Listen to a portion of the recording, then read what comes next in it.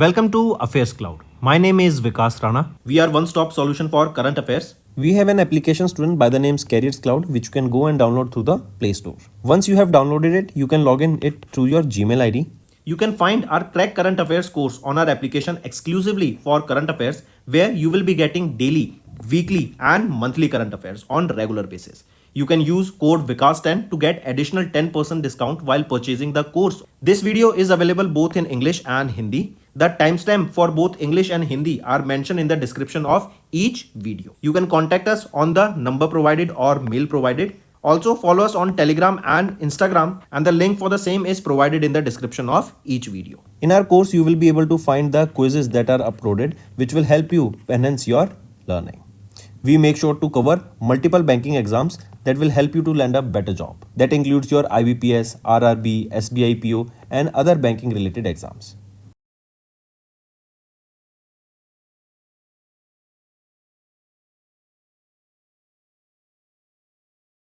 We aims to cover 15 questions via handwritten notes in upcoming bank exams. These handwritten notes are available on Daily Current Affairs content PDF at our mobile application and website careerscloud.in. Only our Crack Current Affairs subscribers will be able to access these handwritten notes. A sample PDF of the handwritten notes will be available in the description. Hello students, how are you all? I hope you are all good. So students, in this video we will be discussing important current affairs for 27th of Feb. The session will be quite interesting and important, so stay tuned with us till the end. Students, in this video we will be talking about conference for women peacekeepers from Global South that was held in New Delhi. It was the first ever edition. Then Ministry of Statistics and Program Implementation along with my government, they have announced Innovate with GUI Stats Hackathon. What is hackathon? When a problem statement is given to you and use cases or various problems, the solutions of that problem are found by various teams. Then India and UK, they have resumed the negotiations for FTA and aims to triple the bilateral trade in 10 years. Also, IIT Madras, they have unveiled the first Hyperloop test track. What is this Hyperloop? And many more things in this video, students, we will be discussing. So stay tuned with us till the end. Students, we upload the daily current affairs video at 5 a.m. in the morning. Weekly current affairs, monthly current affairs and topic wise are uploaded regularly to help you prepare better for the competitive exams. Also, do subscribe to us if you are if you are new to our channel and haven't subscribed to us. Also, share the link of this video with your friends, cousins, relatives and let them know about this interesting platform. Students, let's start with national affairs. Recently, Prime Minister Narendra Modi was on a 3-day visit to Madhya Pradesh, Bihar and Assam. Right, during his visit, he laid the foundation of various projects that are related to infrastructure, that are related to various cultural initiatives, right, for the development and welfare of states that include your education, healthcare and so on. If we look at here, PM Modi laid the foundation stone for the Bageshwar Dham Medical and Science Research Institute that is in the Garha village of Chhatarpur district of Madhya Pradesh. And second is your Global Investor Summit that was recently held in Bhopal, Madhya Pradesh. This is important, student. Question can be asked that Global Investor Summit was recently held in Bhopal, Madhya Pradesh. Alright, first thing. And second thing is Bageshwar Dham Medical and Science Research Institute has been inaugurated where? In Chhatarpur district of Madhya Pradesh. In Bihar, if we talk about, PM Modi launched the 19th installment of PM Kisan scheme that will provide financial support to the farmers nationwide. Right? And if we talk about Assam state, in Assam, PM Modi has inaugurated the Advantage Assam 2.0 summit. Advantage Assam 2.0 summit. Right? This was held where? It was held in Guwahati, Assam. Right, so remember these things that were recently launched. Moving on, if we talk about this PM Kisan scheme, we just saw that 19th edition of it has been launched, so this is important. Next is Swayat initiative, right? Swayat initiative on government e-marketplace celebrated 6 years of transformative impact.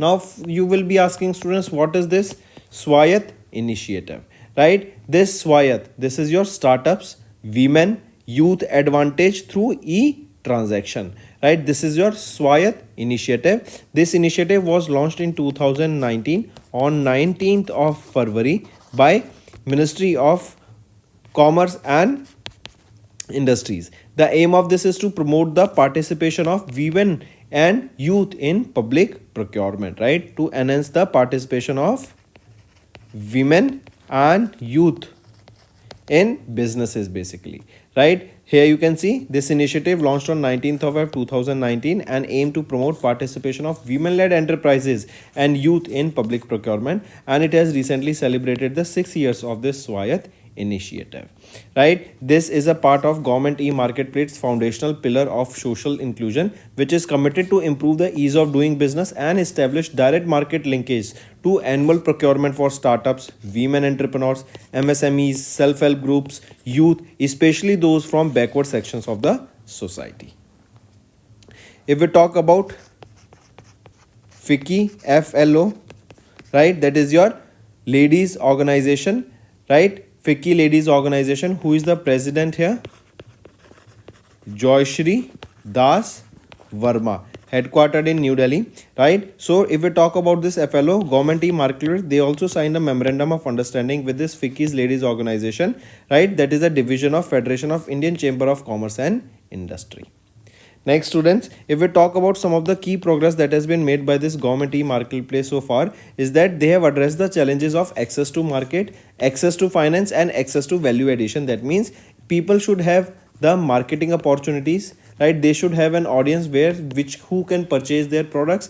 Proper financing should be there, and also the products and the services that they are making should add value to some of the in any aspect or in any culture or sector. Next is your CUNPK has hosted the first ever conference for women peacekeepers from Global South in New Delhi. If we talk about this CUNPK, that is your Center for United Nations Peacekeeping. I repeat, Center for United Nations Peacekeeping. They hosted the first ever conference for women peacekeepers from Global South, and the first edition of this meeting, or the inaugural edition of this meeting, was held in New Delhi at Manekshaw Center, right? And it was from 24th to 25th of Feb.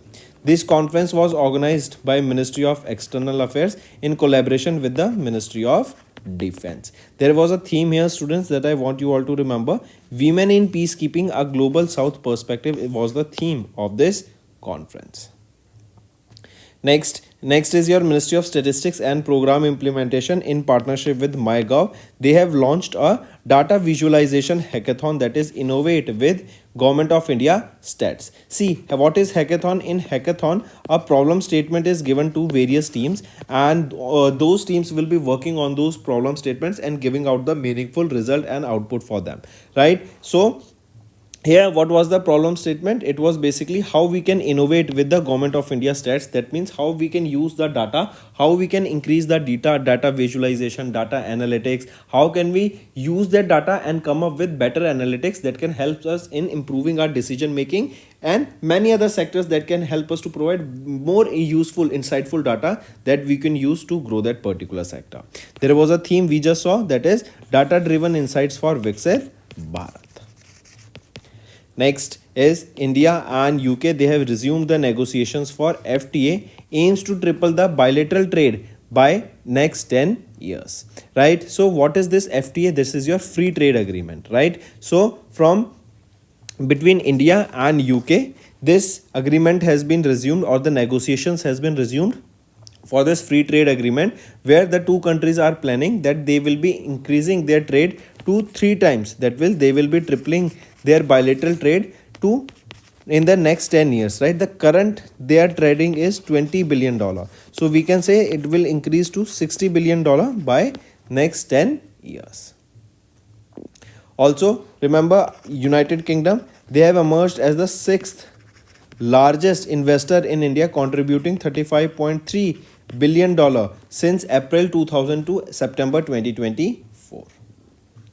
Next, students, is your IIT Madras. They have unveiled the India's first Hyperloop test track. See, what is Hyperloop? Hyperloop is basically, you can say, these are the tunnels that will be connecting A location and B location, and the speed here of the vehicles that will be traveling will be very high, and it will drastically reduce the time taken to go from one location to other location. Correct? So it is IIT Madras. They have unveiled the India's first Hyperloop test track. right? This will be a 422 meter long facility, and it was developed with the help of Ministry of Railways. And this hyperloop technology, it was first conceptualized and proposed by Elon Musk in 2013, and there is a company, Boring Company of Elon Musk, that is working towards this technology, right? Also, Ministry of Railways, they have granted 8.7 crore rupees here, that is close to $1 million, right, for the development of this tunnel. Next, we are talking about Denmark students. They have launched GTAI to strengthen the sustainable energy. See, recently Denmark and India, they are collaborating together, where they will be working towards various projects that are related to green energy, right? And this GTAI has been launched. This is a strategic initiative, that is your Green Transition Alliance India initiative, that has been launched between these two countries to achieve the global carbon neutrality, right? Moving on, also India has set a target to achieve net zero carbon emissions by 2070, and similarly at the same time Denmark has achieved targeting the same target by 2045. Next is banking and finance. HDFC Bank, they have launched India's first salary account, that is Anmol saving account for PSU employees, right? Public sector employees, this has been launched. Here you will be seeing better cyber coverage, or cyber fraud coverage will be provided up to 1.5 lakh rupees to the senior citizens, while 25 to 50,000 rupees of this coverage for professionals. Also, you will be seeing multiple family benefits, insurance coverage, loan benefits will be there, and many other things. It is launched by HDFC Bank. HDFC Bank, who is the managing director and chief executive officer, Shashidhar Jagdishan, headquartered in Mumbai, Maharashtra. Next, students, remember GIF TCL, right? That is GIFT City based Gujarat International Financial Tech City Company Limited. That is the global finance service hub. They have partnered with Hyderabad, Telangana based Zaggle Prepaid Ocean Services Limited, that is a B2B software as a service fintech company, and they have launched a prepaid citizen card as well as a visitor management system. Next is Punjab National Bank. They have signed an MOU with ITBP, that is Indo-Tibetan Border Police Force, and this is for the financial benefit and to provide insurance to the ITBP personals, their pensioners and their families. Here you will be seeing multiple insurances such as your personal accident insurance up to 1 crore rupees, air accident insurance 1.5 crore, permanent or partial disability cover of 1 crore, additional coverage for death during operations 10 lakh rupees, and further so on. If we talk about Punjab National Bank here, who is the managing director and chief executive officer, Ashok Chandra, headquartered in New Delhi. Next is RBI. They have reduced the risk weights for the banks lending to NBFCs and mutual financial institutions, right? Here under this you will be seeing under the section 21 and 35A of the Banking Regulation Act of 1949, this have reduced the risk weights on the exposure of the scheduled commercial bank loans to the NBFCs and microfinance institutions. Here you will be seeing, as per the RBI direction, the risk weight for the micro loans by the banks will be 75%, while the risk weight for the loans for the consumption purposes will be 100%, that was current 125%. Also, in addition, the microfinance loans extended by the regional rural banks and local area banks will attract a risk weight of 100%. Next is your Axis Bank. They have hosted the 9th edition of Evolve to empower the MSMEs, right? This Evolve, this was launched in 2014, and this Evolve was an initiative where we will be empowering the India's MSMEs and positively impacting more than 9,000 entrepreneurs across more than 50 cities. This Evolve was launched by Axis Bank, and similarly, hence this Evolve Conclave, 9th edition of this Evolve, was hosted by Axis Bank, and it was the India's largest private sector bank in India that hosted this Evolve. Next is your Digit Insurance and KMD. They have launched the India's first AQI based parametric insurance. Under this Digit Insurance, they have partnered with this KM Dastur Insurance Brokers. In this, they will be basically providing the insurance policies to the migrant workers who are affected by the ban on the construction because of the GRAP that has been implemented in Delhi NCR region because of rising in the air pollution. Whenever the air pollution rises above the 400 AQI mark twice in a year, then that time 6,000 rupees, up to 6,000 rupees will be provided to more than 6,200 construction workers, right? This is the insurance that they are providing. Next is your Hindustan Aeronautics Limited and BEML, that is Bharat Earth Movers Limited. They have signed an MOU for the collaboration in the training program, right? That is basically aimed at skill development and professional excellence. Moving on, EDF India, they partnered with CIL and NTPC for PSP and RE opportunities. So remember this, EDF India Private Limited, a fully owned subsidiary of France-based EDF, they signed this non-binding shareholder agreement term sheet with Kolkata West Bengal-based Coal India Limited, that is an Indian Maharatna CPSU. Correct? Here you will be seeing NTPC and EDF. They will be having a joint venture. This will be a 50-50 joint venture. Next is MUFG. Correct. The MUFG Bank Limited, they have completed the first fully digital trade finance transaction with TIL at GIFT City. This TIL, that is your Tata International Limited, this is a international arm of Tata Group, and with them the first fully digital trade finance transaction has been completed. Next, India is set to become the high income nation with $35 trillion GDP by 2047, right? We want to become a developed nation by 2047 from the developing nation, right? This has been the targeted year. Why?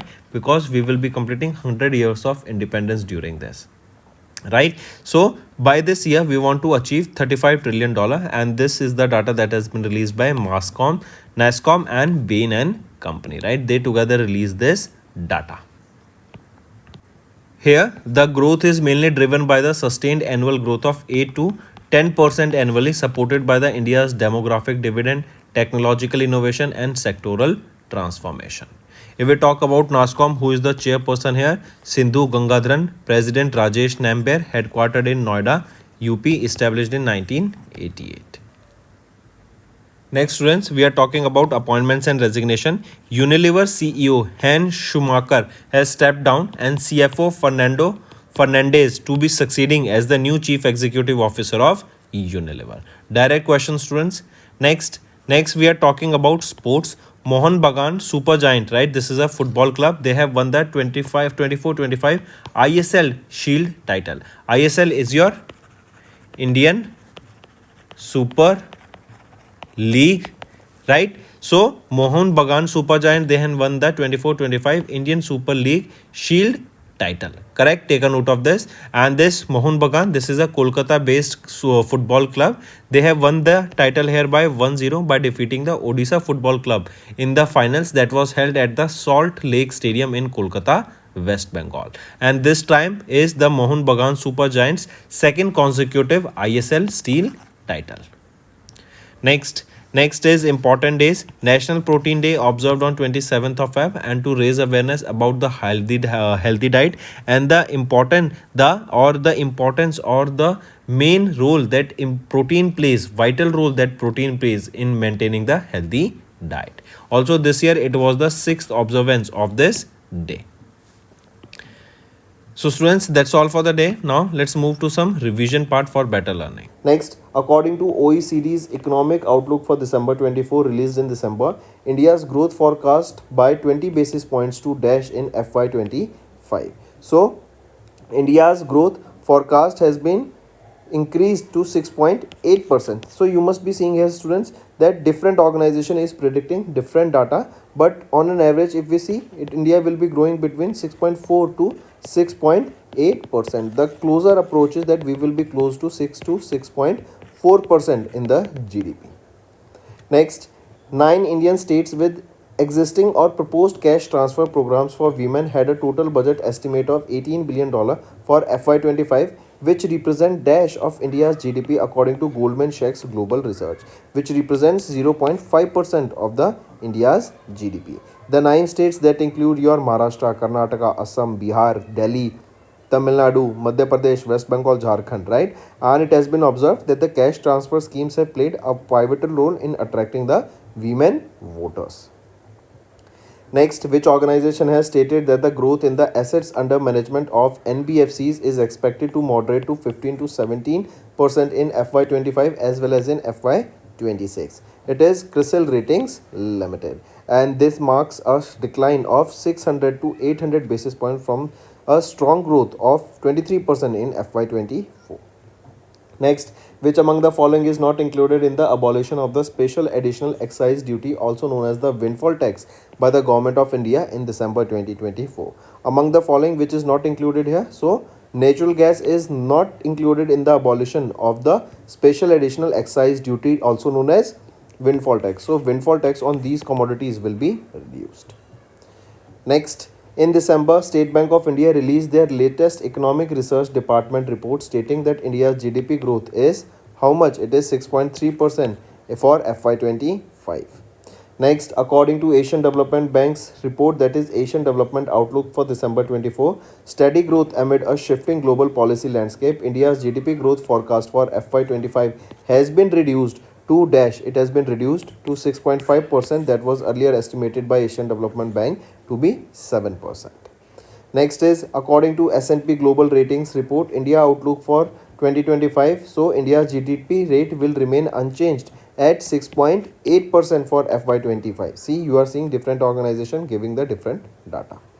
Next, which car has recently partnered with, or which car group has partnered with UNICEF to transform the educational landscape for 1 lakh children across 4 states in India? It is your BMW group. It is Munich, Germany based BMW group that partnered with UNICEF to transform educational landscapes for 1 lakh children across 4 states in India. Which are these 4 states? Assam, Jharkhand, Tamil Nadu and West Bengal. Next, which among the following are right? About the National Apex Chamber, the PhD Chamber of Commerce and Industry, they have released this report, right? Among them, which of the following is right? Right? We have to tell me the correct one. If we look at the options, all these 3 are rightly mentioned. Next, Fitch Ratings Incorporation recently revised the India's GDP growth forecast for FY25, lowering it to dash from the previous estimates of 7%, lowering it to 6.4% from the previous estimates of 7%. Next is which company has recently extended their partnership with Telenor Denmark, a leading mobile operator in Denmark, for another 5 years to enhance information technology systems. It is TCS, Tata Consultancy Service Limited, and it has been extended for 5 years. Next is which company has collaborated with Amazon Finance India Private Limited to create innovative credit solutions for customers and merchants by offering loan products through Amazon's application and website. It is L&T Finance Limited. This partnership was unveiled at RAISE 24, that is India's leading AI focused event focusing on banking, financial service and insurance sector. Next, Care Edge Rating, they have recently revised the GDP projection for India for FY25 to 6.5%, that was earlier estimated to be 6.8%. Next, what is the total foreign direct investment inflow in India since April 2000 as per the data released by DPIIT? So since April 2000, India has received a total FDI of $1 trillion. Next, which company's board of directors recently approved the incorporation of a healthcare subsidiary to provide healthcare allied services? So which company is it? It is your PB Fintech. Next, in December, TCS Limited, an information technology service provider based in Mumbai, Maharashtra, collaborated with Landis Gear, an energy management company that is based in Dash, to offer innovative solutions that help utilities improve energy efficiency. Right? That is based in Chem, Switzerland. Take a note of it. Next, which bank has recently partnered with TCS to modernize the bank's digital core for enhanced customer services? It is Bank of Bhutan. It is Bank of Bhutan. Next, in December, Finance Minister of UP Suresh Kumar Khanna presented a second supplementary budget of 17,865 crore rupees, correct, for UP for FY25. Next is in December, Hindustan Petro Corporation Limited, they signed an agreement with NICDC Logistics Data Service Limited to integrate their application programming interface with what? It is with Unified Logistic Interface Platform. Next is in December, India Ratings and Research released its FY 2026 macroeconomic outlook. It is projected that the Indian economy will be growing at dash in FY26. Indian economy will be growing at 6.6% in FY26. Retained inflation is projected at 4.4% in FY26. So next students is our homework section. First tell me Kashi Tamil Samangam. Which edition of it began in UP? I gave you this homework question yesterday also. Second question, tell me recently who was the Ram Temple chief priest who recently passed away? Third question, Global Tourism Resilience Day is observed when? And fourth is World Day of Social Justice. When do we observe these questions? Do hit the like button students and let's move to the Hindi segment of this video. Hello students, कैसे हैं आप सब? तो students आज की video में हम 27 Feb के इंपॉर्टेंट करंट अफेयर्स डिस्कस करेंगे। सेशन पसंद आएगा स्टूडेंट्स, बहुत आपको काफ़ी इंपॉर्टेंट है, एंड तक बने रहिएगा। आज की वीडियो में हम बात करेंगे एक conference for women peace keepers for global south in new Delhi में। ये पहला एडिशन था, इनॉग्रेल एडिशन था। किसके द्वारा होस्ट किया गया वो हम देखेंगे। Then innovate with government of India states, ये एक हैकेथॉन लॉन्च की गई। देन फ्री ट्रेड एग्रीमेंट के द्वारा बात की जाएगी किन दो कंट्रीज पे, राइट, उसके ऊपर जो डिस्कशन था वो रिज्यूम हो गया है। देन पहला हाइपरलूप टेस्ट ट्रैक यहाँ पे टेस्ट किया गया, किसके द्वारा? इन सभी चीज़ों को एंड मैनी मोर आज की वीडियो में डिस्कस करेंगे स्टूडेंट्स, तो एंड तक बने रहिए। हम डेली करंट अफेयर्स की वीडियो स्टूडेंट्स सुबह 5 बजे अपलोड कर देते हैं। Weekly current affairs, monthly current affairs and topic wise regularly upload किए जाते हैं, जिससे आपकी लर्निंग में कोई कमी ना आ सके। ऑल्सो स्टूडेंट्स, अगर आप हमारे साथ नए जुड़े हैं तो सब्सक्राइब जरूर कर लें। We are one stop solution for current affairs.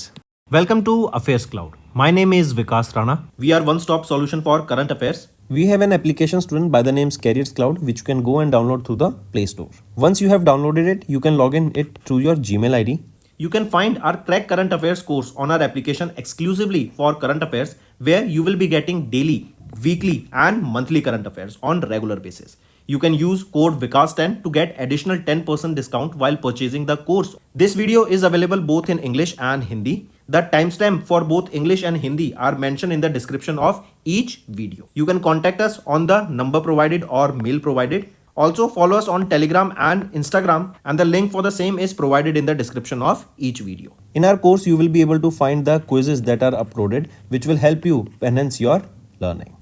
We make sure to cover multiple banking exams that will help you to land a better job. That includes your IBPS, RRB, SBI PO and other banking related exams.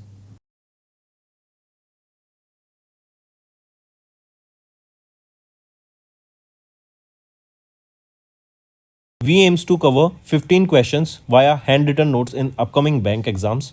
These handwritten notes are available on daily current affairs content PDF at our mobile application and website careerscloud.in. Only our Crack Current Affairs subscribers will be able to access these handwritten notes. A sample PDF of the handwritten notes will be available in the description. Start करते हैं students national affair से। अभी prime minister Narendra Modi 3 दिन के visit पे थे Madhya Pradesh, Bihar and Assam. Madhya Pradesh में सबसे पहले याद रखेंगे यहाँ पे ग्लोबल इन्वेस्टर समिट हमें देखने को मिली भोपाल मध्य प्रदेश में, राइट। एंड यहाँ पे पीएम मोदी के द्वारा ही इसको इनॉग्रेट किया गया था, एज वेल एज इन्होंने फाउंडेशन स्टोन ले किया Bageshwar Dham medical and science research institute का at Ghara village in Chhatarpur district of Madhya Pradesh. दूसरी चीज़, बिहार में प्राइम मिनिस्टर नरेंद्र मोदी ने 19th इंस्टॉलमेंट पीएम किसान स्कीम की यहाँ पे लॉन्च करी। और अगर हम असम स्टेट की बात करें, इनके द्वारा यहाँ पे एडवांटेज असम 2.0 समिट को यहाँ पे लॉन्च किया गया 2025 के लिए। कहाँ पे लॉन्च किया गया था? गुवाहाटी में, असम में इसको लॉन्च किया गया। नेक्स्ट आ जाते हैं फिर स्टूडेंट्स, स्वायत्त इनिशिएटिव को लॉन्च किया गया on government e market place and यहाँ पे 6 साल सेलिब्रेट किए गए ऑफ ट्रांसफॉर्मेटिव चेंज, राइट। जो हमें ट्रांसफॉर्मेटिव इम्पैक्ट दिखा है, ट्रांसफॉर्मेशन इम्पैक्ट दिखा है, ट्रांसफॉर्मेटिव इम्पैक्ट दिखा है स्वायत्त इनिशिएटिव की बदौलत on government of E market place जब से इसको लिस्ट किया गया, राइट। ये स्वायत्त क्या है? Startups, women and youth advantage through E transaction. ये इनिशिएटिव 19 फरवरी को लॉन्च किया गया था, 2019 में इसको लॉन्च किया गया था। Ministry of commerce and industry के द्वारा लॉन्च किया गया था, जिसका एम है कि जो वीमेन लेड एंटरप्राइजेस हैं, जो यूथ के द्वारा काम शुरू किए गए हैं पब्लिक में, उनका पार्टिसिपेशन को बढ़ावा देना, राइट। उनका सोशल इंक्लूजन ज़्यादा हो सके, उनको स्किल्स प्रोवाइड कराए जा सके, various MSME self help group से उनको कॉन्टैक्ट कराया जा सके एंड यहाँ पे उनको ग्रो करने का काम किया जा सके, राइट। यहीं पे आप देखेंगे कि during this event government of E market place इन्होंने एक MOU भी साइन किया फिकीज लेडीज ऑर्गेनाइजेशन FLO के साथ। FLO की प्रेसिडेंट कौन है? जोश्री दास वर्मा। हेडक्वार्टर इसका न्यू दिल्ली में रहेगा। 1983 में इसको इस्टेब्लिश करा गया। नेक्स्ट आ जाते हैं, नेक्स्ट है CUNPK। ये क्या है CUNPK? CUNPK है आपका centre for United Nations peace keeping, right. इन्होंने होस्ट किया पहला conference for women peace keepers from global south. कहाँ पर? न्यू दिल्ली में। न्यू दिल्ली में भी कहाँ पर? मानेकशा सेंटर में, न्यू दिल्ली में 24 से 25 फरवरी तक ये होस्ट किया गया। इसको ये जो कॉन्फ्रेंस था इसको ऑर्गेनाइज किया गया था मिनिस्ट्री ऑफ एक्सटर्नल अफेयर्स के द्वारा as well as ministry of defence के द्वारा मिलकर इसको ऑर्गेनाइज कराया गया। इसकी एक थीम याद रखेंगे students, women's in peace keeping a global south perspective. यहीं पे याद रखेंगे इंडिया एक की कंट्रीब्यूटर रहा है to the UN peace keeping missions for over 70 years, जहाँ पर हमने 3 लाख से भी ज़्यादा अपने ट्रूप्स को भेजा है 50 मिशन से भी ज़्यादा में। ऑल्सो डॉक्टर किरण बेदी ये पहली फीमेल UN पुलिस एडवाइज़र थी जो 2003 से 2005 तक थी। नेक्स्ट पर आ जाते हैं ministry of statistics and programme implementation and MyGov. इन्होंने अनाउंस किया innovate with government of India states hackathon को। हैकेथॉन क्या होता है? जब एक प्रॉब्लम स्टेटमेंट दी जाती है एंड उसका सॉल्यूशन फाइंड किया जाता है कई सारी टीम्स के द्वारा मिलकर, एंड बेस्ट टीम को वहाँ पे रिवॉर्ड दिया जाता है एंड फर्दर ग्रांट दिया जाता है कि उस प्रॉब्लम को आगे कैरी कर सकें। देन इसकी एक थीम थी डाटा ड्रिवन इनसाइट्स फॉर विकसित भारत, करेक्ट। तो ये ministry of statistics and programme implementation along with MyGov के द्वारा मिलकर ये innovate with government of India states को कराया गया, जिसका मेन एम था कि हम कैसे डाटा विजुलाइज कर सकें, कैसे हम डाटा एनालिसिस और बेटर कर सकें। जो इतना ज़्यादा हमारे पास डाटा है कैसे हम उसमें से मीनिंगफुल डाटा यहाँ पर सामने ला सकें। नेक्स्ट आ जाते हैं इंडिया एंड UK के द्वारा भी नेगोशिएशंस को रिज्यूम कर लिया गया है फ्री ट्रेड अग्रीमेंट के लिए। मतलब दोनों कंट्रीज़ के बीच में कोई टैक्स वगैरह कोई ड्यूटी वगैरह ना लगाई जाए एंड हम फ्रीली यहाँ पे ट्रेड कर सकते हैं एक दूसरी कंट्री के साथ। अभी एज ऑफ नाउ 20 बिलियन का बायलैटरल ट्रेड देखने को मिलता है एंड एक्सपेक्टेड है कि आने वाले 10 सालों में हम इस ट्रेड को 3 टाइम्स कर देंगे, ट्रिपल कर देंगे।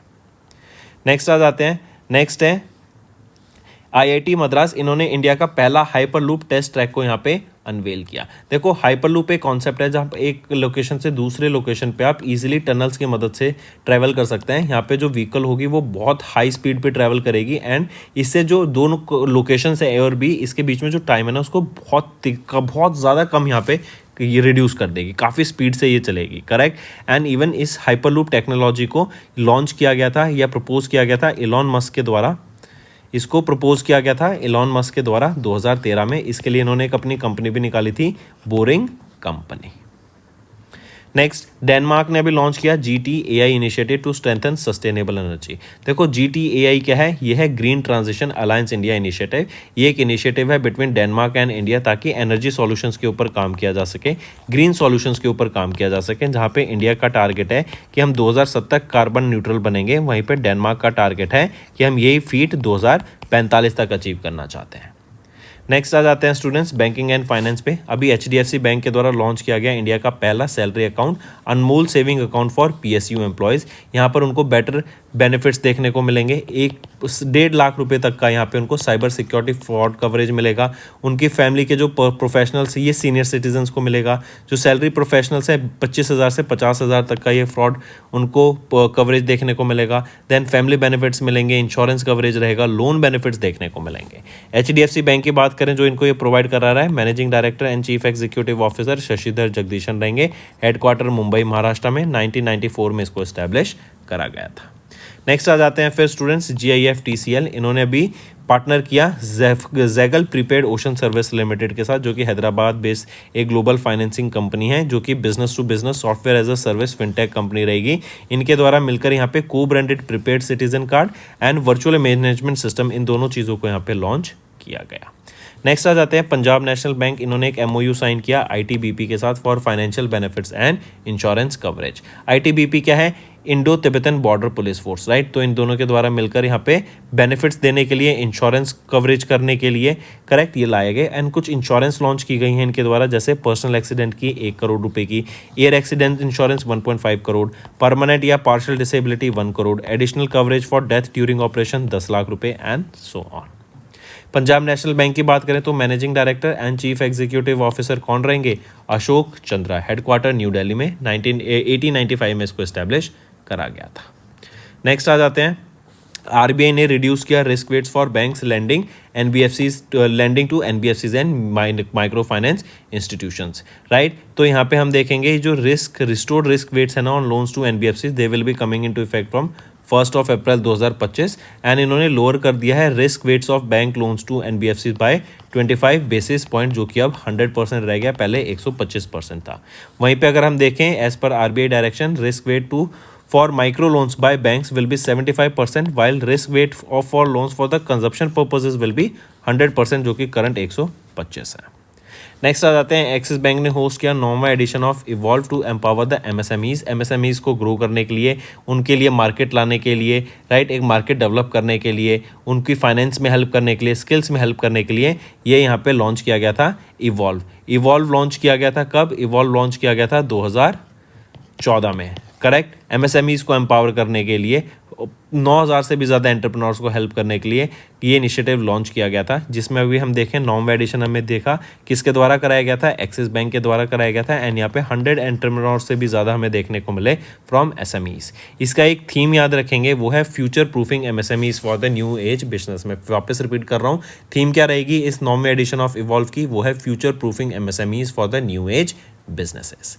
नेक्स्ट आ जाते हैं स्टूडेंट्स फिर डिजिट इंश्योरेंस एंड केएमडी है केएम दास्तूर री इंश्योरेंस ब्रोकर्स, इनके द्वारा लॉन्च किया गया इंडिया का पहला एक्यूआई बेस्ड पैरामेट्रिक इंश्योरेंस। देखो दिल्ली एनसीआर रीजन में क्या होता है, जब भी दिवाली के टाइम के आसपास क्या होता है, पॉल्यूशन, एयर पॉल्यूशन बहुत ज़्यादा बढ़ जाता है, तो उस टाइम पे ग्रैप लग जाता है दिल्ली एनसीआर रीजन में, तो जो भी कंस्ट्रक्शन एक्टिविटीज़ है ना वो सारी ठप पड़ जाती हैं, बंद हो जाती हैं। तो जो कंस्ट्रक्शन लेबर्स हैं, वर्कर्स हैं, डेली दिहाड़ी के मजदूर हैं, उनको फिर उनकी कमाई नहीं हो पाती, तो इससे प्रॉब्लम क्या आती है कि वो अर्न नहीं कर पाते। ऐसे में इनको यहाँ पे इंश्योरेंस प्रोवाइड कराई गई है डिजिट इंश्योरेंस के द्वारा, और बोला गया कि अगर साल में 2 बार यहाँ पे आपका 400 से ज़्यादा एक्यूआई क्रॉस कर जाता है तो 6,000 रुपये यहाँ पे दिए जाएंगे, अप टू 6,000 रुपीज़ प्रोवाइड कराए जाएंगे 6,200 से भी ज़्यादा यहाँ पे वर्कर्स को।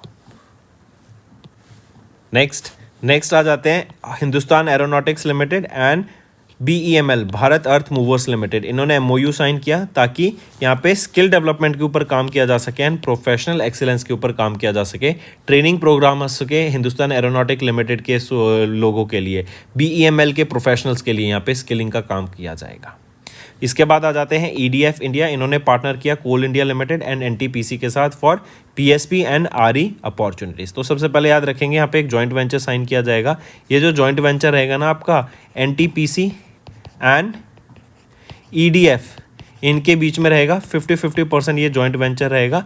इसके अंडर हम देखेंगे कि रिन्यूएबल एनर्जी के ऊपर काम किया जाएगा एंड पंप स्टोरेज प्रोजेक्ट्स के ऊपर यहाँ पे काम करने को मिलेगा, PSP pump storage projects and RE renewable energy projects. Next आ जाते हैं फिर MUFG बैंक, इन्होंने कंप्लीट किया पहला fully digital trade finance transaction with Tata international limited, जो कि एक इंटरनेशनल आर्म है टाटा ग्रुप का, ट्रेडिंग आर्म, ठीक है। एंड जिप्ट सिटी में ये पहला डिजिटल ट्रांजैक्शन हमें देखने को मिला।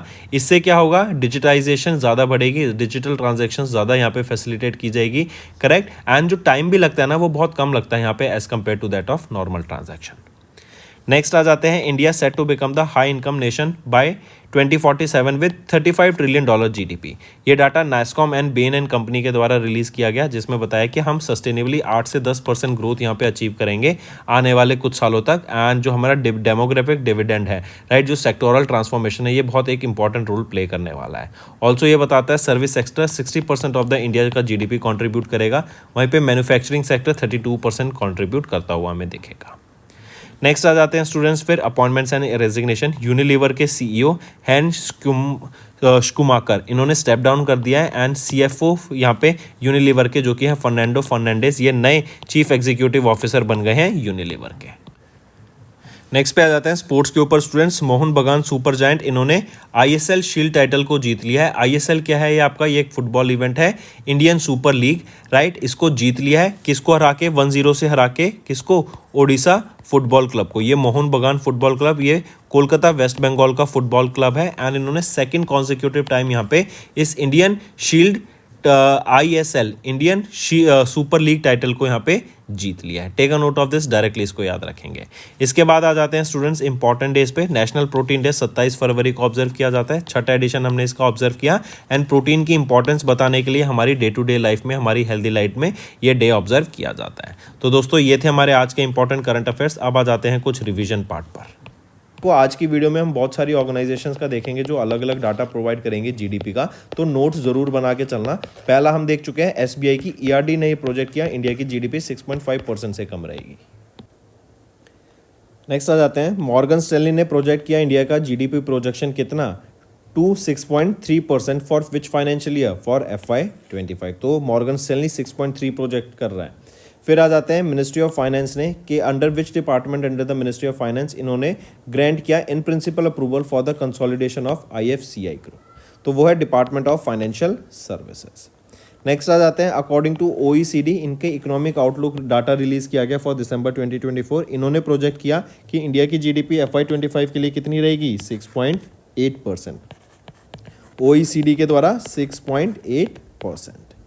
Next, 9 Indian states with existing और proposed cash transfer programs for women had a total budget estimated $18 billion. मतलब 9 ऐसी इंडियन स्टेट्स हैं जो कि डायरेक्ट बेनिफिट प्रोवाइड कराएंगी वीमेंस को by transferring money into their bank account. तो ऐसे में जो टोटल बजट निकल के आया है वो $18 बिलियन का यहाँ पे सामने निकल के आया है फॉर सच स्कीम्स की डायरेक्ट मनी वीमेंस के अकाउंट में जाया जा सके। राइट, ये कितना परसेंट है इंडिया की जीडीपी का, तो ये 0.5% है इंडिया की जीडीपी का। ये गोल्डमैन सैक्स ग्लोबल रिसर्च के द्वारा डाटा रिलीज किया गया। कहीं ना कहीं हमने देखने को मिला इसके बदौलत इंडिया का जो वीमेन वोटर काउंट है ना वो बढ़ता हुआ दिखा। लेकिन कहीं ना कहीं क्या ये फ्री बीज देना एक सही चीज़ है, आप नीचे कमेंट करके बताइए what do you think about this, कि क्या हमें ऐसे पैसा फ्री में अकाउंट में देना चाहिए या नहीं। नेक्स्ट आ जाते हैं, किस ऑर्गेनाइजेशन ने recently stated that the growth in asset under management of NBFC it is expected to moderate to 15 to 17% in FY25 as well as in FY26। तो किस ऑर्गेनाइजेशन के द्वारा ये डाटा प्रोजेक्ट किया गया, क्रिसल के द्वारा यहाँ पे प्रोजेक्ट करा गया। नेक्स्ट आ जाता है, which among the following is not included in the abolition of special additional excise duty, जिसको हम विंडफॉल टैक्स के नाम से भी जानते हैं, जो कि गवर्नमेंट ऑफ इंडिया के द्वारा अभी हटाया गया है। राइट, तो इसमें से नेचुरल गैस वो कमोडिटी नहीं है, बाकी सब पे जो विंडफॉल टैक्स है उसको एलिमिनेट किया जाएगा। नेक्स्ट आ जाता है, SBI के द्वारा भी लेटेस्ट ERD रिपोर्ट रिलीज की गई जहां पे उन्होंने जीडीपी प्रोजेक्ट की गई इंडिया की कितनी, वो है 6.3% फॉर FY25। नेक्स्ट आ जाते हैं, एशियन डेवलपमेंट बैंक, इनके द्वारा भी एशियन डेवलपमेंट आउटलुक रिलीज की गई जिसमें बताया गया, पहले ये प्रोजेक्ट कर रहे थे कि इंडिया 7% से ग्रो करेगा इन FY25, वहीं पे इनके द्वारा अब ये प्रोजेक्शन घट के कितना हो गया, 6.5% का। नेक्स्ट आ जाते हैं, according to S&P global ratings India का आउटलुक कितना है, या फिर इंडिया ये कितनी प्रोजेक्ट कर रहे हैं, इंडिया कितनी जीडीपी से ग्रो करेगा, 6.8% से ग्रो करेगा according to S&P global ratings. Then next आ जाते हैं, किस कार ग्रुप ने अभी रिसेंटली यूनिसेफ के साथ पार्टनर किया ताकि इंडिया में जो एजुकेशनल लैंडस्केप है उसको और बेटर किया जा सके एंड 1 लाख बच्चों को अक्रॉस 4 स्टेट्स इन इंडिया यहाँ पे बेनिफिट प्रोवाइड कराया जा सके। 4 स्टेट कौन सी हैं, असम, वेस्ट बंगाल, तमिलनाडु एंड झारखंड। यहाँ पे एजुकेशन के ऊपर काम करने के लिए ये टाई अप किया है। तो BMW ग्रुप ने, जो कि म्यूनिच जर्मनी बेस्ड कंपनी है, इन्होंने यूनिसेफ के साथ यहाँ पार्टनर किया। नेक्स्ट आ जाते हैं, national apex chamber the PhD chamber of commerce and industry, इन्होंने द्वारा एक रिपोर्ट रिलीज की गई। पूछा जा रहा है उसमें से कौन सा यहाँ पे ऑप्शन सही है, तो तीनों ऑप्शन यहाँ पर आपके बिल्कुल सही आ जाते हैं। नेक्स्ट, फिच रेटिंग्स, इन्होंने भी इंडिया की जीडीपी प्रोजेक्ट करी। फिच के हिसाब से इंडिया 6.4% से ग्रो करेगा FY25 में। ये भी पहले 7% से प्रोजेक्ट कर रहे थे लेकिन अब घटा के इन्होंने 6.4% कर दिया।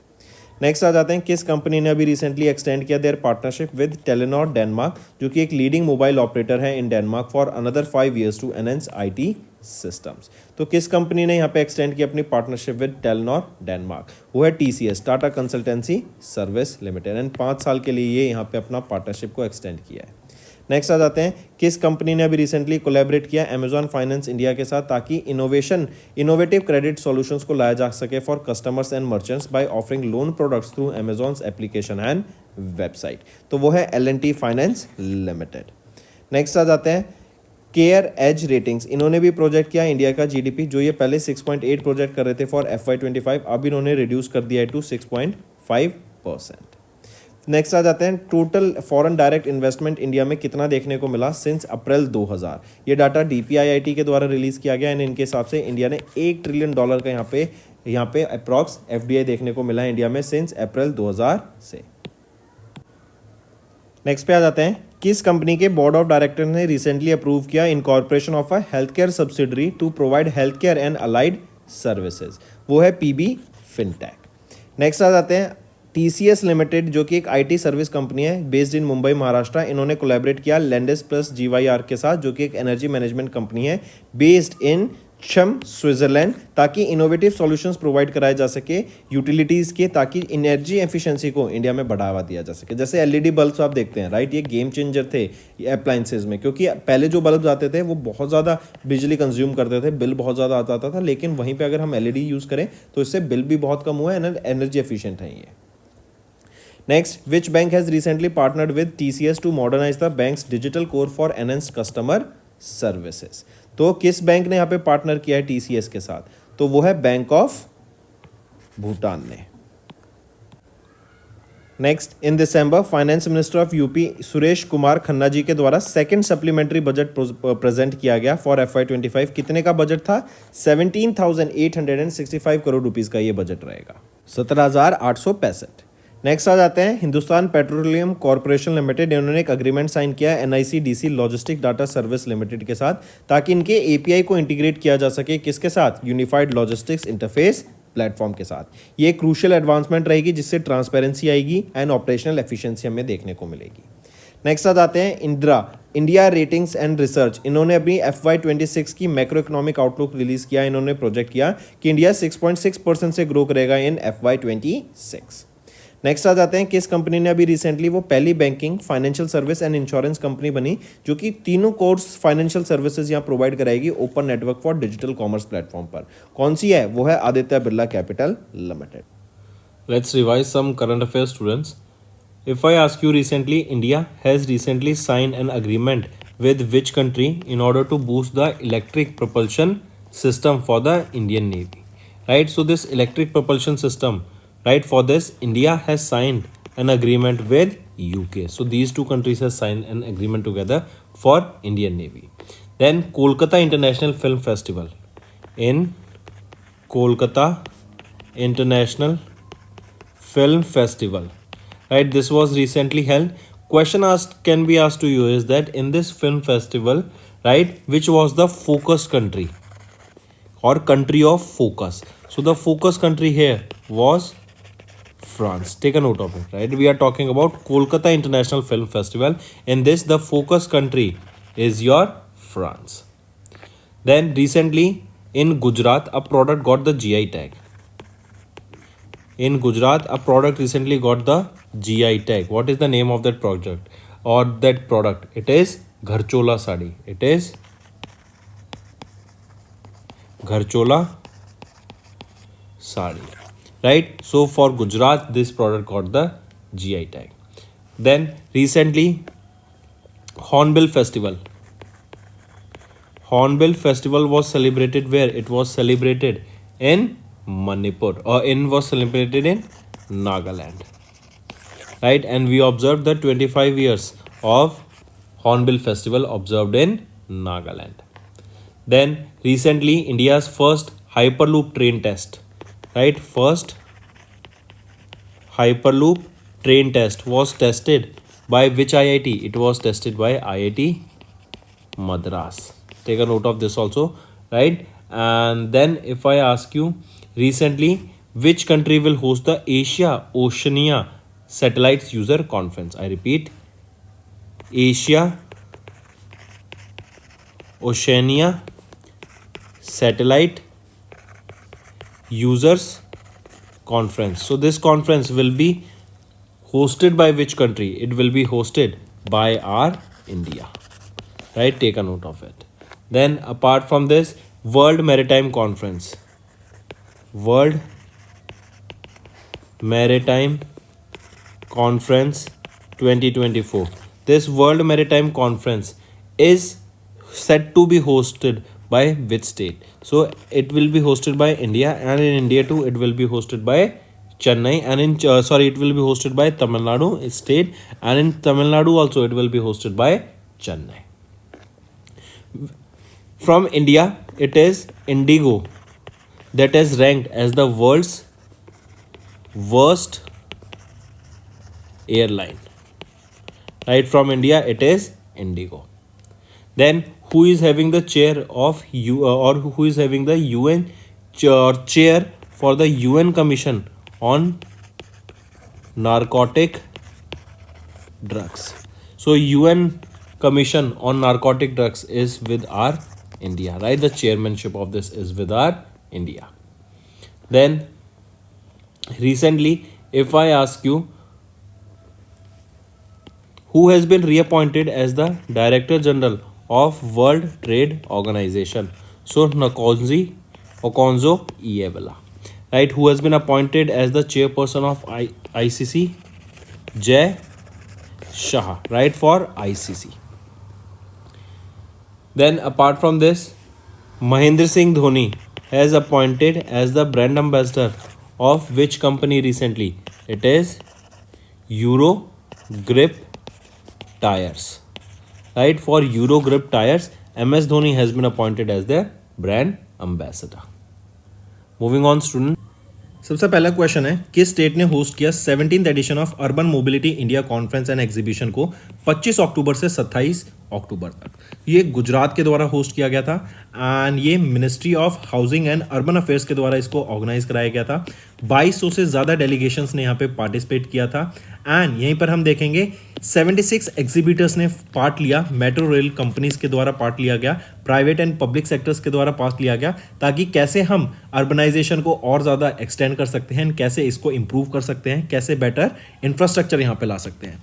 इवन यहीं पे याद रखेंगे भुवनेश्वर जो कि ओडिशा में है, राइट, इसको अवार्ड दिया गया है city with the best public transport system का।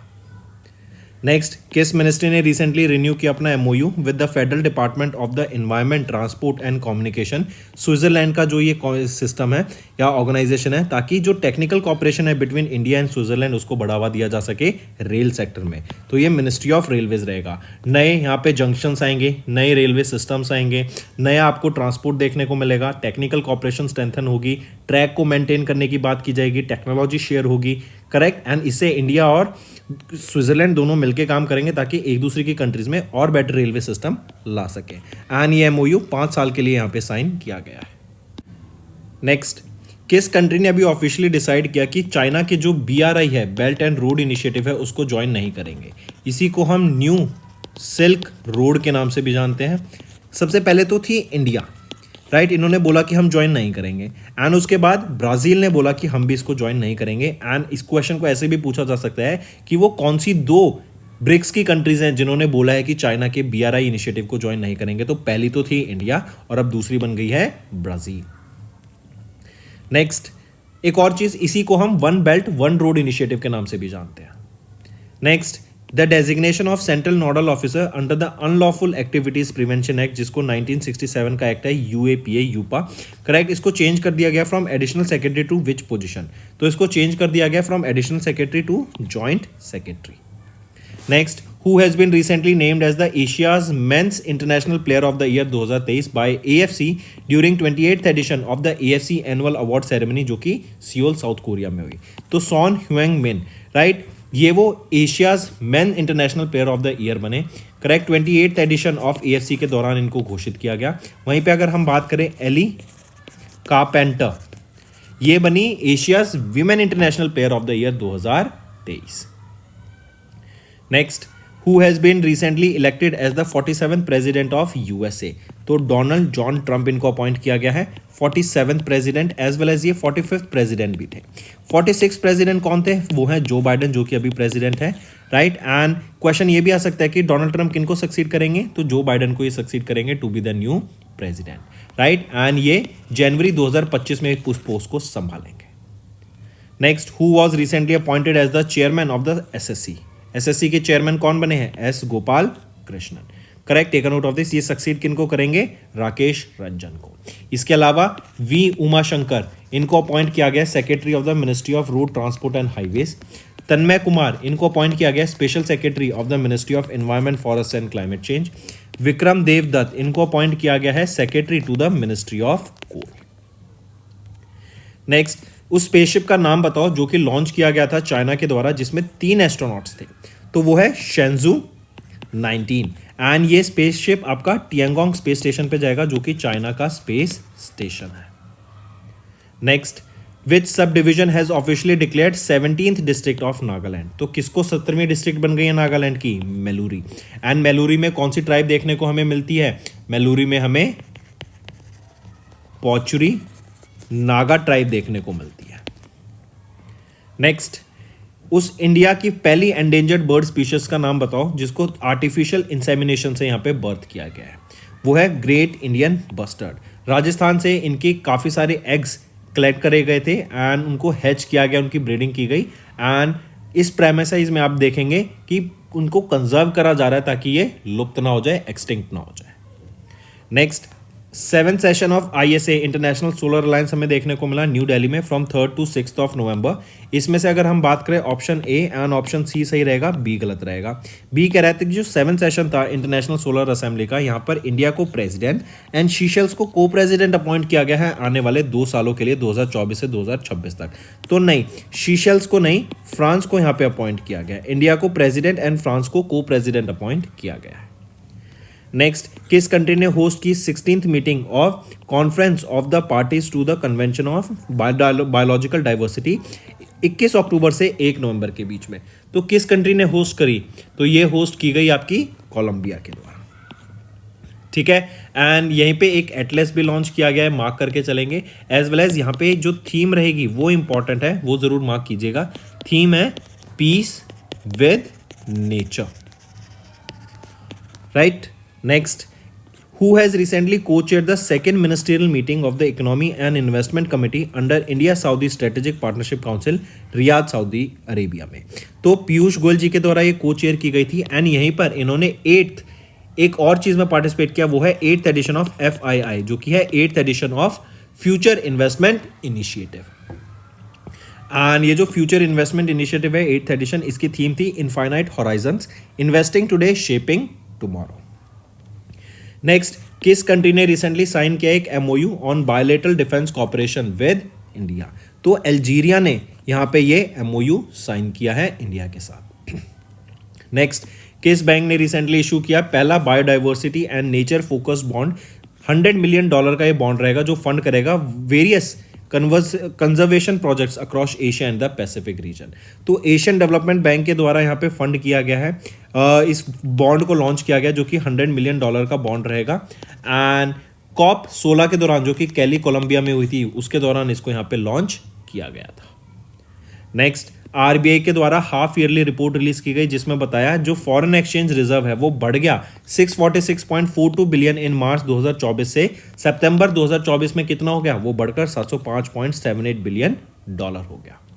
Next, who has recently receive the Mahatma Gandhi leadership award in UK?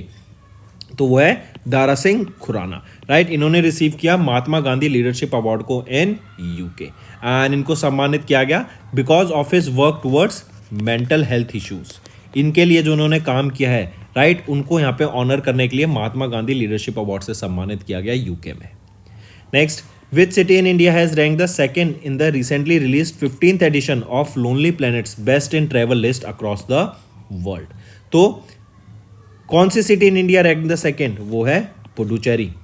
पहली कौन सी रही ये आप मुझे होमवर्क बताओ, राइट, ये आपका होमवर्क है। Next, which country has recently became the 46th signatory of the Artemis accord? Artemis accord launch किसके द्वारा किया गया था? नासा के द्वारा। इसका एम क्या है? For the peaceful exploration of space. ठीक है, एंड किस कंट्री ने भी ज्वाइन किया है? रिपब्लिक ऑफ साइरस ने इसको ज्वाइन किया है, correct, as the 46th signatory country.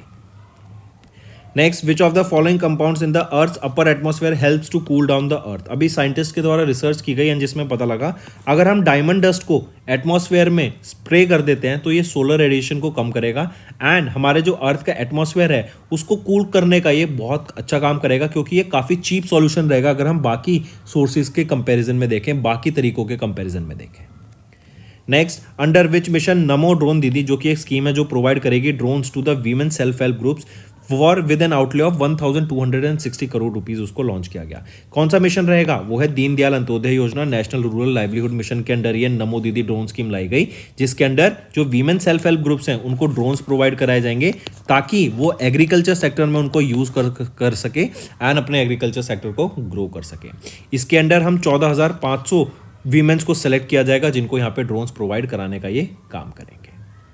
Next, किस जूलॉजिकल पार्क को या फिर कौन सा जूलॉजिकल पार्क पहला जू बन गया है इंडिया में जिन्होंने रिसीव किया आईजीबीसी सर्टिफिकेशन। आईजीबीसी क्या है? Indian green building council certification. तो वो कौन सा जू है? वो है आपका दुर्गेश आर्याना जूलॉजिकल पार्क, हिमाचल प्रदेश में है। एंड ये इन्वायरमेंट को कंजर्व करने का काम करते हैं एंड सस्टेनेबल डेवलपमेंट गोल को प्रमोट करते हैं, कंजर्वेशन करते हैं बायोडाइवर्सिटी की, एंड इसी के लिए इनको यहाँ पे सम्मानित किया गया है। इवन यहाँ पे 609 करोड़ रुपए लगाए जाएंगे इसको और बेटर करने के लिए, इसको बनाने में। एंड यहीं पे हम देखेंगे इससे जो टूरिज्म है वो भी हिमाचल प्रदेश में बढ़ता हुआ दिखेगा। Next, which ministry has recently reconstituted the central apprenticeship council for 3 years term. 3 सालों के लिए इस्टेब्लिश की गई है। लोग बच्चों को जो अपकमिंग यूथ होगा उनको यहाँ पे इंटर्नशिप प्रोवाइड कराने का काम करेगा। यहीं पे आप देखेंगे प्राइवेट कंपनीज एंड पब्लिक जो सेक्टर्स हैं, पब्लिक कंपनीज हैं, उनके साथ टाई अप रहेगा। करेक्ट। तो किस मिनिस्ट्री ने रिकॉन्स्टिट्यूट की है सेंट्रल अप्रेंटिसशिप काउंसिल? तो ये लॉन्च की गई है ministry of skill development and entrepreneurship के द्वारा। Next, where was the 15th edition of exercise Vajra Prahar? इसको शेड्यूल किया गया to be conducted from 2nd to 22nd of November। तो 15th एडिशन ऑफ वज्र प्रहार एक्सरसाइज कहाँ पर हुई? लोकेशन क्या है? तो वो इडाहो यूएसए में हमें देखने को मिली थी। राइट। यहीं पे अगर हम देखें तो इंडिया की तरफ से कब पार्टिसिपेट किया गया था इसमें? ये 15th एडिशन में पार्टिसिपेट किया गया था, वज्र प्रहार में पार्टिसिपेट किया गया था एंड 45 पर्सनल्स ने यहाँ पे पार्टिसिपेट किया था इस एक्सरसाइज में। नेक्स्ट आ जाते हैं, नेम द एक्सरसाइज जो कि इंडिया और इंडोनेशिया के बीच में हुई from 1st to 12th of November Jakarta Indonesia में। तो गरुड़ा शक्ति ये एक्सरसाइज का नाम रहेगा। इंडिया से 40 पर्सनल्स ने पार्टिसिपेट किया फ्रॉम पैराशूट रेजिमेंट। ठीक है, और कहां पर? जकार्ता इंडोनेशिया में। नेक्स्ट, आरबीआई ने रिसेंटली अनाउंस किया that any entity seeking authorisation और recognition as central counter party should have at least net worth of कितना? तो उनकी 300 करोड़ की नेटवर्थ होनी चाहिए। देखो मान लो फॉर कोई लोग हैं वो ये बाय कर रहे हैं, ये सेल कर रहे हैं, या ये सेल कर रहे हैं, या ये बाय कर रहे हैं, तो ये डायरेक्ट नहीं होता। इनके बीच में एक थर्ड या फिर हम कहते हैं थर्ड पार्टी होती है जो इनसे बाय करेगी, इनको सेल करेगी, इनसे बाय करेगी या फिर इनको सेल करेगी। राइट। ऐसे ये मीडिएटर का काम करते हैं। तो ये जो सेंट्रल काउंटर पार्टी होगी सीसीपी, इनकी नेटवर्थ मिनिमम 300 करोड़ रुपए यहाँ पे होनी चाहिए। नेक्स्ट आ जाते हैं, who has recently been reappointed as MD and CEO of Axis bank. तो रीअपॉइंट किए गए हैं, कौन है? अमिताभ चौधरी, और आने वाले 3 सालों के लिए ये इस पोजीशन में रहेंगे। Next, who has recently won the F1 Brazilian grand prix in Sao Paulo Brazil? तो वो है max Verstappen. Max Verstappen Red Bull के लिए ड्राइव करते हैं, बेल्जियन डच ड्राइवर है। ये इनकी 4th स्ट्रेट मतलब लगातार चौथा विन रहेगा। एंड अगर 2024 की बात करें तो ये 8वीं विक्ट्री है इनकी। Next, when is national legal service day annually observed across India? तो 9 नवंबर को हम ऑब्जर्व करते हैं नेशनल लीगल सर्विस डे।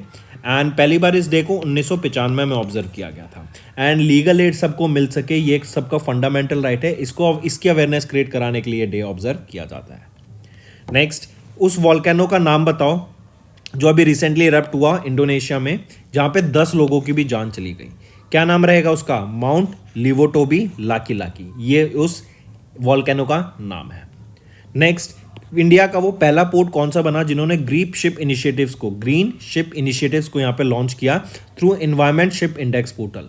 कौन सा पोर्ट रहेगा? वो है मोरमोगोआ पोर्ट। कहाँ पर है ये? गोवा में है। इस पोर्ट के थ्रू हम देखेंगे कि सस्टेनेबली डेवलपमेंट प्रैक्टिसेस को फॉलो किया जाएगा, एनवायरमेंट को कंजर्व किया जाएगा, एनवायरमेंट कंजर्वेशन के ऊपर काम किया जाएगा, पॉल्यूशन को यहाँ पे रिड्यूस किया जाएगा, एंड जो फ्यूल भी यहाँ पे यूज किया जाएगा ना, वो ग्रीन फ्यूल यहाँ पे यूज किया जाएगा।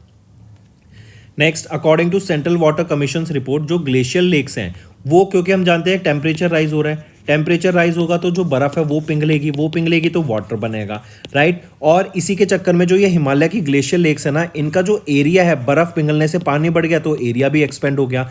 तो 10.81% का यहाँ पे इंक्रीज देखने को मिला ड्यू टू क्लाइमेट चेंज 2024 में। इवन 67 लेक्स तो ऐसी थी जहां पे उनका एरिया 40% से बढ़ गया है।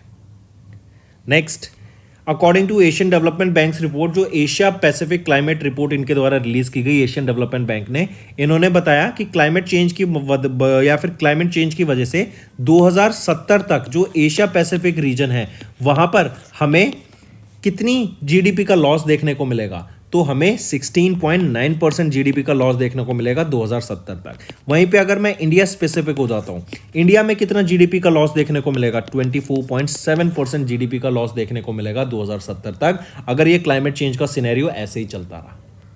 Next, who has topped the 11th edition of Hurun India philanthropy list, जो कि रिलीज की गई एल्डेलगी फाउंडेशन के द्वारा in partnership with Hurun India, तो वो है शिव नादर, राइट। ये इन्होंने टॉप किया है 11th edition of Hurun India philanthropy list में।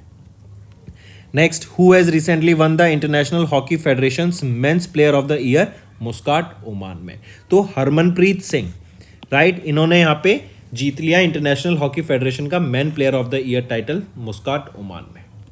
नेक्स्ट, विच वर्ड इसको सेलेक्ट किया गया कॉलिंस के द्वारा as the word of the year 2024, तो ब्रैट। ब्रैट बेसिकली एक वो इंडिविजुअल पर्सन होता है जो कि खुद को बहुत कॉन्फिडेंट समझता है, right, in a negative way, right, किसी को भी कुछ भी बोल देता है, फुल ऑफ कॉन्फिडेंस है, चीज़ें नहीं पता होती लेकिन फिर भी फुल ऑफ कॉन्फिडेंस रहता है, इंडिपेंडेंट रहता है, राइट, इसको हम बोलते हैं ब्रैट, एंड जनरली ये नेगेटिव टर्म में यूज किया जाता है। Next, who has recently sworn in as the 51st chief justice of India, तो ये हैं जस्टिस संजीव खन्ना, ये सक्सीड करेंगे जस्टिस डीवाई चंद्रचूड़ को जो कि 50th चीफ जस्टिस थे इंडिया के। अगर मैं बात करूं चीफ जस्टिस की जो ओथ होती है वो कौन प्रिजाइड करता है, it is presided over by the president. President कौन है, Draupadi Murmu ma'am. Next, who has been recently reelected to a second term as the president of Moldova, तो किनको अपॉइंट किया गया, कौन इलेक्ट की गई हैं for the second term, Maia Sandu. Next, in which city India का पहला Mars and moon analog mission को यहाँ पे लॉन्च किया गया है। ये बेसिकली मिशन है ताकि सिमिलर टाइप ऑफ कंडीशंस को यहाँ पे इस्टेब्लिश किया जा सके, क्योंकि हम देखते हैं लेह में जहाँ पे ये मिशन लॉन्च किया गया है वहाँ पर आपका -10 डिग्री तक टेम्परेचर चला जाता है और नीचे चला जाता है, रॉकी टेरेन है वहाँ पर, राइट, लो 40% लो ऑक्सीजन वहाँ पर हमें देखने को मिलती है, तो ये सिमिलर टाइप ऑफ कंडीशंस यहाँ पे कहीं ना कहीं देखने को मिलती हैं, इसलिए यहाँ पे टेस्ट किया जा रहा है, किसके द्वारा, इंडिया के द्वारा। Next, When is UN World Science Day for Peace and Development annually observed across the globe, तो 10 नवंबर को ये डे हम ऑब्जर्व करते हैं अक्रॉस द ग्लोब। इसकी थीम रहेगी यूथ एट द फोरफ्रंट, ये थीम रहेगी यहाँ पर, राइट, और पहली बार इस डे को 2002 में ऑब्जर्व किया गया था। Next, when is national education day annually observed across India to mark the birth anniversary of Maulana Abdul Kalam Azad, तो 11 नवंबर को हम ऑब्जर्व करते हैं नेशनल एजुकेशन डे। पहली बार इस डे को 2008 में ऑब्जर्व किया गया था। मौलाना अब्दुल कलाम आज़ाद जी, इनकी बर्थ एनिवर्सरी पे ऑब्जर्व किया जाता है, एंड ये इंडिया के पहले एजुकेशन मिनिस्टर बने थे इंडिपेंडेंट इंडिया के। नेक्स्ट, किस ऑर्गेनाइजेशन ने रिसेंटली एक एग्रीमेंट साइन किया डिपार्टमेंट ऑफ बायोटेक्नोलॉजी के साथ ताकि बायोटेक्नोलॉजिकल एक्सपेरिमेंट्स कंडक्ट किए जा सकें, तो वो है ISRO, Indian space research organisation. Space में आप देखेंगे ये रिसर्च कैरी आउट की जा सकती है, राइट, ताकि क्या जो बायोलॉजी है उसका क्या इम्पैक्ट देखने को मिलता है हमारा अलग अलग ऑब्जेक्ट्स पर, अलग अलग ऑर्गेनिजम्स पर, बायोलॉजी पर, राइट, एंड यहीं पे हम बायोटेक बनाएंगे। इसमें हम देखेंगे इसरो एंड नासा, ये दोनों मिलके यहाँ पे एक्सपेरिमेंट कैरी आउट कराएंगे 2025 में एट इंटरनेशनल स्पेस स्टेशन। अच्छा, इंडिया भी अपना एक इंटरनेशनल स्पेस स्टेशन बना रहा है, उसका नेम क्या रहेगा, ये आपका होमवर्क है, नीचे कमेंट करके बताओ। नेक्स्ट, सीपीआई की बात करते हैं, ये आपका इन्फ्लेशन बताता है, 14 मंथ हाई पे था सितंबर के महीने में, राइट, अक्टूबर में कितना था ये आपसे पूछा गया है, तो सितंबर में तो था 5.49 जो कि अक्टूबर में बढ़ के 6.21 हो गया, जो कि 14 मंथ हाई है। इवन अगर हम फूड इन्फ्लेशन की बात करें तो ये भी ऑल टाइम हाई पर हमें देखने को मिल रहा है, 10+% रहेगा, जिससे ही इतना यहाँ पे इन्फ्लेशन देख रहा है। एंड तभी कहीं ना कहीं जो आरबीआई है वो इंटरेस्ट रेट कट नहीं कर रहे हैं, क्योंकि अगर वो करते हैं तो ये जो इन्फ्लेशन है वो और ज़्यादा शूट अप हो जाएगा, and there is a high chance कि वो कंट्रोल में भी ना आए। फिर नेक्स्ट स्टूडेंट्स आ जाते हैं होमवर्क सेक्शन पे। पहला क्वेश्चन है, अभी एक बुक रिलीज की गई the new icon Savarkar and the facts, ये किसके द्वारा ऑथर की गई। सेकंड क्वेश्चन, सेकंड बताओ, अभी रिसेंटली कौन सा edition of ITTF ATTU Asian cup table tennis tournament किसके द्वारा जीता गया और ये कहाँ पर हो रहा है। थर्ड क्वेश्चन बताओ अभी रिसेंटली कौन है वो जिन्होंने 17 ईयर ओल्ड वो हैं एंड उन्होंने उस प्लेयर का नाम बताओ जिन्होंने 17 ईयर ओल्ड नेशनल रिकॉर्ड को ब्रेक किया in the indoors men's 3000 metre race, right. Fourth question अभी कौन से एडिशन ऑफ नेशनल गेम्स हमें देखने को मिल रहे हैं, राइट, और कहाँ पर देखने को मिल रहे हैं, ये लोकेशन भी आप मुझे बताओ। तो दोस्तों ये आपके होमवर्क क्वेश्चन है, मैक्सिमम टू मैक्सिमम मुझे पार्टिसिपेशन चाहिए सभी बच्चों से जो ये वीडियो देख रहे हैं।